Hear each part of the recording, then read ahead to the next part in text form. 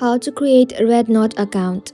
Hello everybody and welcome back to our channel. So let's get started without any further ado.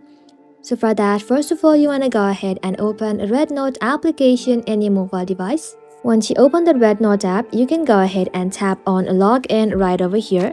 So if you already have created your account, you can simply go ahead and tap on login this account. If not, simply tap on login other method and then tap on login. Now, you can simply go ahead and enter your mobile number and then type in the password.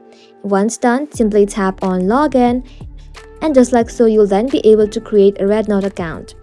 Or else, you can simply tap on other login methods and then you can choose your Apple ID. Once you choose it, tap on agree and continue, and then you want to go ahead and choose your Apple ID and then tap on continue again. And with that, you'll then be able to create a RedNote account using your Apple ID.